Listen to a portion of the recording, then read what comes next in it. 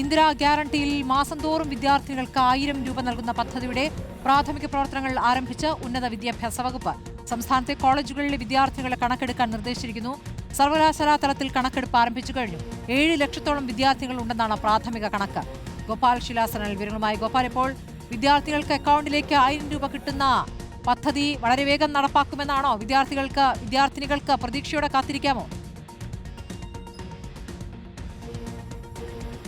അങ്ങനെ വേണം ഈ ഘട്ടത്തിൽ ഈ നടപടിയുമായി മുന്നോട്ട് പോകുന്നതിൻ്റെ വേഗത കണ്ടാൽ മനസ്സിലാക്കേണ്ടതായിട്ടുള്ളത്. കാരണം ഈ തെരഞ്ഞെടുപ്പ് പ്രഖ്യാപനം കഴിഞ്ഞതിന് ശേഷം വാഗ്ദാനമായി UDF സർക്കാർ നൽകിയ പട്ടികയിൽ ഏറ്റവും ശ്രദ്ധയാകർഷിച്ച 2 എണ്ണത്തിൽ ഒരെണ്ണമായിരുന്നു സംസ്ഥാനത്തെ ഉന്നത വിദ്യാഭ്യാസ മേഖലയിൽ പഠിക്കുന്ന പെൺകുട്ടികൾക്ക് മാസാമാസം 1000 രൂപ സ്കോളർഷിപ്പ് ഇന്ദിരാ ഗ്യാരണ്ടി പ്രകാരം നൽകും എന്നുള്ളത്. അതിൻ്റെ ആദ്യഘട്ട നടപടി എന്നോണം സംസ്ഥാനത്തെ പെൺകുട്ടികൾ, അതായത് വിവിധ ഉന്നത വിദ്യാഭ്യാസ മേഖലയിൽ പഠിക്കുന്ന വിവിധ ഡിപ്പാർട്ട്മെൻറ്റുകളിൽ പഠിക്കുന്ന പെൺകുട്ടികളുടെ കണക്കെടുത്ത് നൽകാൻ ഇപ്പോൾ ഉന്നത വിദ്യാഭ്യാസ വകുപ്പ് നിർദ്ദേശിച്ചിരിക്കുന്നത്. കൊളേജിയേറ്റ് വിദ്യാഭ്യാസ ഡയറക്ടറോടാണ് ഈ കണക്കെടുക്കാനുള്ള നിർദ്ദേശം സർക്കാർ നൽകിയിരിക്കുന്നത്. അത് ഉന്നത വിദ്യാഭ്യാസ വകുപ്പിന് കീഴിൽ മാത്രമല്ല, വിവിധ വകുപ്പുകൾക്ക് കീഴിലുള്ള സർവകലാശാലകളിൽ പഠിക്കുന്ന എല്ലാ വിദ്യാർത്ഥികളുടെയും കണക്കെടുക്കണം എന്ന നിർദ്ദേശമാണ് നൽകിയിരിക്കുന്നത്. അതേസമയം തന്നെ ഇപ്പോൾ നമുക്ക് ലഭിക്കുന്ന കണക്ക് പ്രകാരം സംസ്ഥാനത്ത് വിവിധ വകുപ്പുകൾ ഉള്ളതിനാൽ തന്നെ ഒരു ഏകീകൃതമായ ഒരു കണക്ക് ലഭ്യമല്ല. പക്ഷേ എങ്കിൽ പോലും ആൾ ഇന്ത്യ ഹയർ എഡ്യൂക്കേഷൻ സർവേ പ്രകാരം 2023 അവസാനമായി എടുത്ത കണക്കിൽ 11 ലക്ഷം വിദ്യാർത്ഥികളാണ് മൊത്തത്തിൽ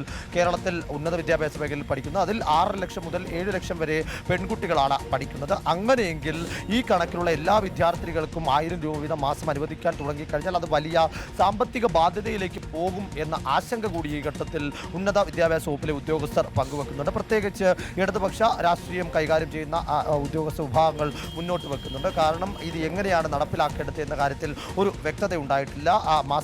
ഈ വരുമാനം വെച്ചിട്ടോ അല്ലെങ്കിൽ വേറെന്തെങ്കിലും തരത്തിൽ റേഷൻ കാർഡുകളോ അല്ലെങ്കിൽ അങ്ങനെ ഏതെങ്കിലും കാറ്റഗറൈസ് ചെയ്തിട്ടോ അതോ എല്ലാ വിദ്യാർത്ഥികൾക്കും 1000 രൂപ വീതം കൊടുക്കാനാണോ ഉദ്ദേശിക്കുന്നത്? സ്വകാര്യ മേഖലയിലുണ്ടോ അതോ സർക്കാർ എയ്ഡഡ് മേഖലയിൽ മാത്രമാണോ? എല്ലാ തരത്തിലേക്കുമുള്ള ഒരു വ്യക്തത ഈ വിഷയത്തിൽ വരാൻ ബാക്കിയുണ്ടെങ്കിൽ പോലും ഈ വിദ്യാർത്ഥികളുടെ കണക്കെടുപ്പ് ആരംഭിച്ച് തുടർ നടപടികൾ വേഗത്തിൽ മുന്നോട്ട് കൊണ്ടുപോകാനാണ് ഇപ്പോൾ ഉന്നത വിദ്യാഭ്യാസ വകുപ്പും സർക്കാരും നൽകിയിരിക്കുന്നത്. ശരി, ഗോപാൽ ശിലാസനിലാണ് വിവരങ്ങൾ നൽകിയത്.